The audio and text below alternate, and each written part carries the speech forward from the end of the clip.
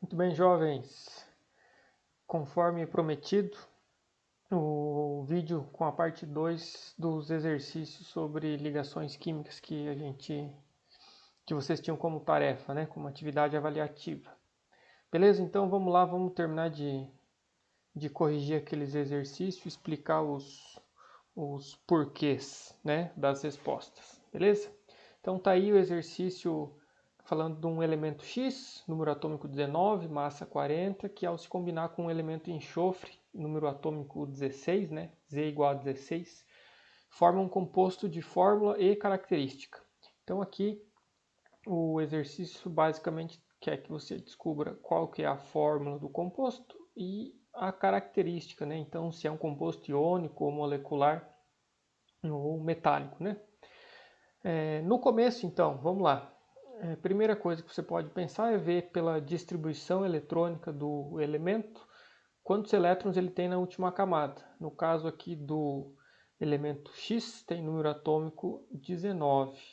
Então a gente vai fazer a distribuição eletrônica para 19, 1s2, 2s2, 2p6, 3s2, 3p6, 4s1. E aí você vê aqui na última camada número 4, que esse elemento X tem só um elétron, né?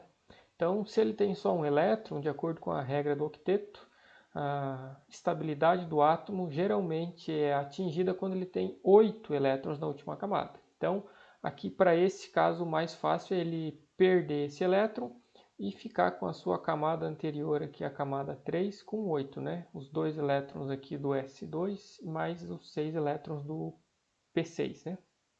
3p6. Então esse elemento X aqui tem uma tendência de perder elétron igual um metal da família 1, né, da primeira coluna lá do lado esquerdo da tabela periódica.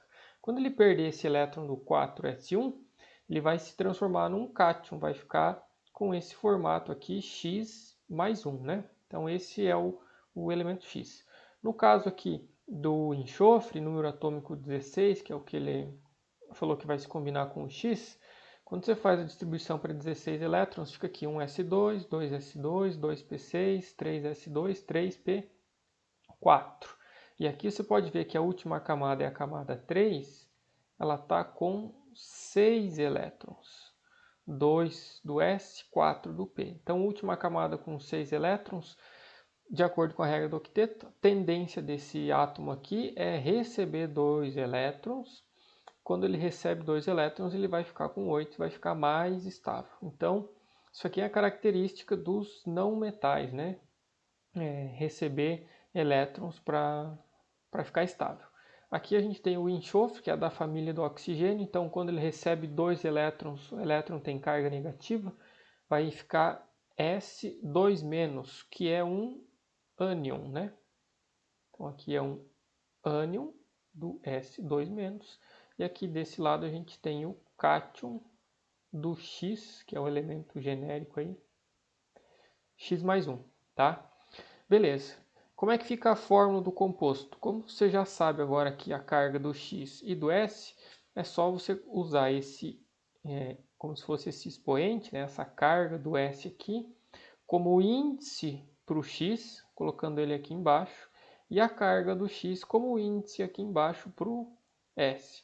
No caso do X tem o índice, né, ou carga 1, a gente não precisa escrever aqui na frente do S. Então, a fórmula do composto é X2S. A lógica disso, né, por que você pode fazer essa inversão aqui do valor, né, que está aqui em cima do S, colocar aqui embaixo para o X e o valor aqui do X colocar embaixo para o S. A explicação está aqui no cantinho. Se você conseguir olhar aqui, eu preciso de um átomo X perdendo um elétron para o enxofre receber um. E outro átomo X perdendo um elétron para o enxofre receber mais um e ficar estável com os dois que ele queria. Então, aqui a gente viu na distribuição que o enxofre precisa de 2 elétrons e o elemento X quer perder um elétron. Então, para equilibrar essas cargas, eu preciso de 2 átomos de X para um átomo de enxofre. Por isso a fórmula X2S. Como aqui está tendo transferência de elétrons, o X perde elétrons, o enxofre ganha. Então, quando tem transferência de elétrons, a ligação é iônica, né? Ou, como também é conhecida, eletrovalente. Ligação iônica é a mesma coisa que ligação eletrovalente. Então, lá nas respostas você tinha que marcar essa fórmula X2S e a característica é um composto iônico ou composto eletrovalente, né? Formado por ligação iônica ou por ligação eletrovalente. Beleza? Vamos lá para o próximo exercício. Aqui. Algumas propriedades como ductilidade, maleabilidade, brilho e condutividade elétrica são características principalmente de... Esse aqui é um exercício bem simples sobre propriedades dos compostos, né? Só dar uma lida lá, ou quem viu a aula no YouTube ou na televisão, né? Sabe das características dos metais, né? Então, os metais são bons condutores elétricos, né? Então, essa característica de condutividade elétrica é uma característica de composto metálico ou de composto iônico. Se esse composto iônico aqui tiver em solução, né? Quando ele está misturado com água, né? Ou quando ele está fundido, né? Quando ele é aquecido até fundir um composto iônico, ele também pode conduzir corrente elétrica, né? Então todo mundo sabe que metais, principalmente, são bons condutores de eletricidade. Brilho, também todo mundo não precisa estudar para saber que os metais têm um brilho bem destacado dos outros elementos, né? Então ouro, prata, então todos esses têm como característica brilho, né? A maleabilidade, né? Então também característica de compostos metálicos ou de metal, e a dutilidade aqui que tem a ver com deformação, o quanto que você consegue deformar um material, né? Até que ele se quebre, digamos assim, né? Então os metais, cobre, prata, enfim, tem essa característica. Então todos aqui, essas características apontavam para a tua resposta, que era compostos metálicos, né? Aqui fácil de eliminar as outras, gases, não metais e etc. Tá bom? Outra questão aqui era quando se comparam as espécies CH4, NH3 e NaCl, pode-se afirmar que os compostos estão unidos por ligações covalentes somente no. Então, resumo aqui da questão, né? Era para você observar onde é que eu consigo ver ligação covalente nesses compostos aqui, nesses três. Qual dos três tem ligação covalente? Beleza. Então aqui a gente sabe que o NaCl é um composto que todo mundo tem que conhecer o nome e a fórmula, porque é o principal exemplo de composto iônico, né? O que é o NaCl? É o sal, então é o cloreto de sódio conhecido como sal de cozinha. Então este é um composto iônico, tem o metal que é o sódio e o não metal que é o Cl, né?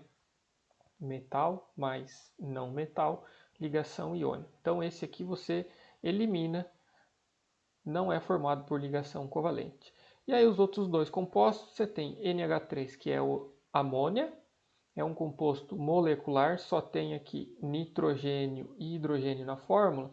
Os dois são não metais, né, digamos assim, ou não são metais, o que é um jeito de você descobrir quando tem uma ligação iônica, né? Se tiver metal no composto, é bem provável que você tenha um composto com ligação iônica. Então aqui nem nitrogênio nem hidrogênio são metais, então esse composto é um composto formado por ligação covalente, então ele é um composto molecular.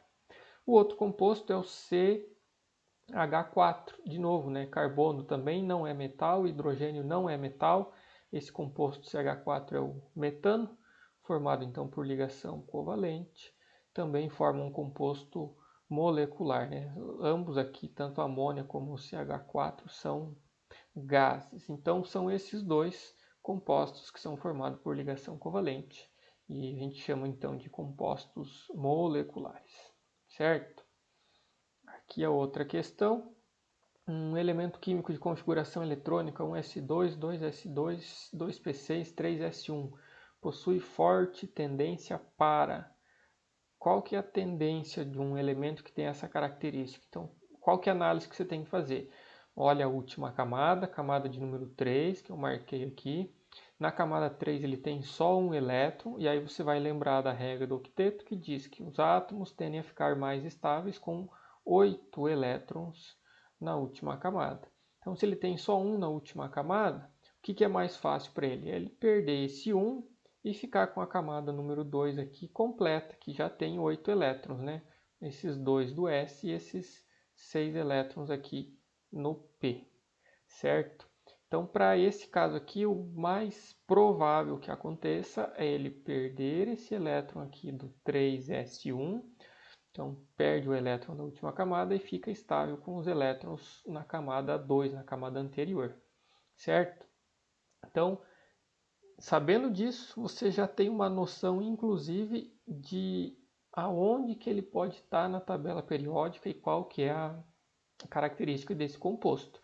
Então, quem tem tendência para perder elétrons são os metais, tá certo? Então, aqui não falou qual que é o composto, mas provavelmente é um metal, porque a tendência dele aqui é de perder um elétron, beleza? Então, as outras aqui você ignora as outras alternativas facilmente, né? Poderia até, pela lógica, pensar nisso aqui, né? Se ele ganhar 7 elétrons, ele fica com a camada 3 com 8, ficaria estável. Mas aí é mais difícil, né? Então, entre perder 1 e ganhar 7, o que é mais fácil é ele perder 1 elétron, ok? E a última questão aqui é uma questão descritiva, né? De maneira geral, como são preparadas as ligas metálicas. Então aqui era para quem leu o material que foi disponibilizado lá, tinha que escrever pelo menos alguma coisa relacionada com a fusão dos metais ou com o aquecimento dos metais, né? Que quando você faz isso, você transforma elementos metálicos aí em um composto com propriedades e características diferentes, né? Então, nem sempre quando você mistura um ferro com algum outro elemento, essa liga que você fez de ferro com algum outro elemento vai ter as mesmas características do que o ferro sozinho, tá certo? Então, aqui, para ligas metálicas, a mistura aquecimento de metais ou até de um metal com outro elemento, por exemplo, pode misturar ferro com carbono, que você também consegue formar liga aí, tá bom? Beleza? É isso então. Um abraço a todos, se cuidem e quem tiver dúvida, manda lá no mural. Valeu!